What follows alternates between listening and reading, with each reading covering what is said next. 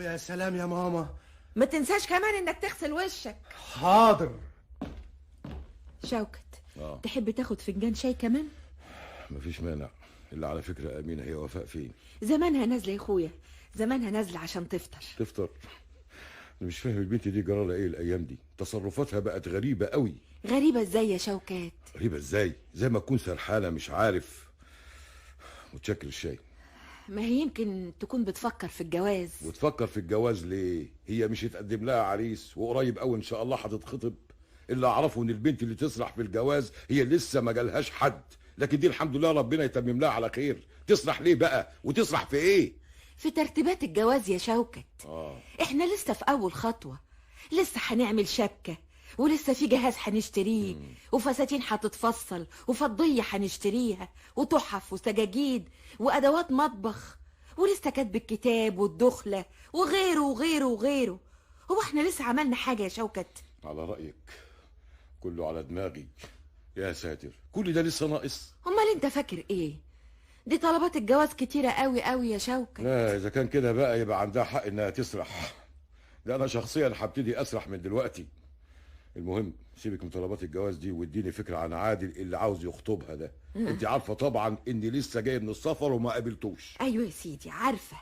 عادل ده صاحب تامر ابننا، وكان بيذاكر معاه، وطبعا كان بيجي عندنا هنا في البيت. شافها عجبته، قام جاب اهله كلموني، والبنت كمان موافقه. بسرعه كده؟ وما سالتوش عليه؟ ما عرفتوش حاجه عنه؟ بقول لك صاحب تامر ابننا، وتامر عارف عيلته كويس قوي، وعارف كل حاجه عنهم. لا من ناحيه دي اطمن خالص يا شوكت. ايوه بس مش كان احسن يا امينه اننا ناخد حد من عيلتنا؟ يعني من عيلتك او من عيلتي مثلا. لا ان جيت للحق بقى، انا ما احبش جواز القرايب ده ابدا، ما اعرفش ليه بخاف منه. وقال على راي المثل، ان كان لك قريب لا تشاركه ولا تناسبه. وفي برضه مثل بيقول اخد ابن عمي واتغطى بكمي. لا الله الغني عن كمه، انا عاوزه بنتي بقى تتغطى بالحفستان مش بكمه. كويس كده يا ماما. اهو كده يا حبيبي، مش تقعد على السفره وانت منكوش، دي حتى حاجه تسد النفس. وبعدين يا اخي مش لازم والدتك تقولك على الحاجات دي، انت لازم تعرفها من نفسك. شوكت اذا كنت بقى عايز تطمن وتسال على عادل، اهو عندك تامر اهو، اساله وهو يقولك. اسالني عن ايه يا ماما؟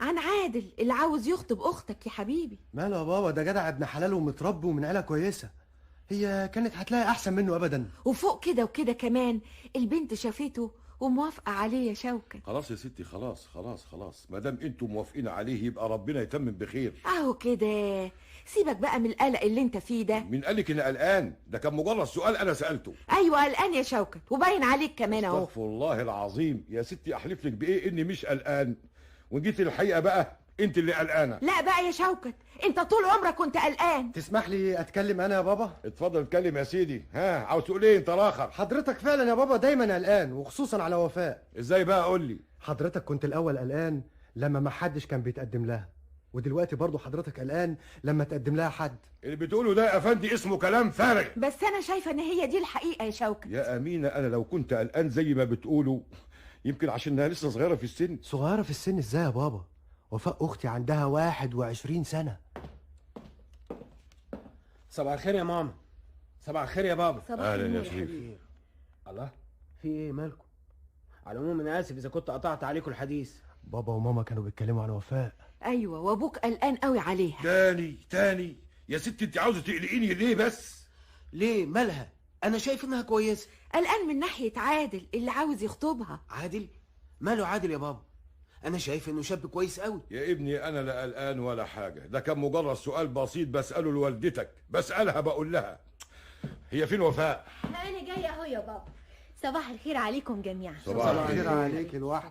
ايه مالك يا بابا؟ في حاجه؟ لا يا بنتي ابدا ابدا ما فيش حاجه، اوعي تقولي اني قلقان. على فكره يا بابا، نسيت اقول لحضرتك انا معزومه النهارده على العشاء. فين يا بنتي؟ بابا عادل ومامته عازميني الليله على العشاء. الف مبروك يا وفاء. على ايه؟ على العشاء؟ لا على الجواز. طب ميرسي يا مش شريف. هتقعدي بقى تفطري؟ لا يا ماما انا مش جعانه خالص، انا هشرب بس فنجان شاي. طيب ناولني الفنجان اللي عندك ده يا شريف. اتفضلي يا ماما.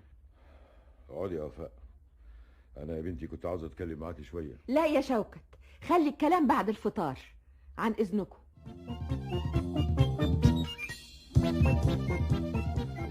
وبعدين يا امينه، في ايه يا شوكت؟ هفضل كده على عمايل امتى؟ من ساعه ما رجعت من السفر ولقيت بنتي مخطوبه محدش راضي يفهمني حاجه. عاوز تفهم ايه بس؟ كل حاجه، ازاي تمت الخطوبه ومن هي العيله دي اللي راح نناسبها. هي برضه مش بنتي زي ما هي بنتك ويهمني مصلحتها. محدش قال حاجه يا شوكت. ما هو اللي مجنني ان محدش بيقول حاجه. كل ما اسال سؤال يقولوا لي مش وقته. هيفضل مش وقته لامتى؟ لغايه ما تتجوز وتخلف وابقى جد. ايه يا بابا في ايه؟ حضرتك بتزعل ايه؟ مفيش يا ابني مفيش، اصل ابوك قلقان تاني يا امينه، حرام عليكي حرام عليكي. يا خلاص ما تزعلش. ايه في ايه؟ بابا بيزعق ليه؟ اصل يا اخويا كان... اوعي تقوليها. حاضر حاضر حاضر، اديني سكت. والله العظيم من كل ذنب عظيم.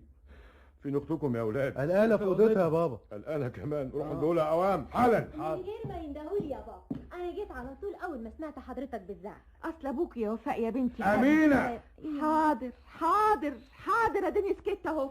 اقعدي يا وفاء. حاضر يا بابا. انت ان شاء الله خلاص ناوية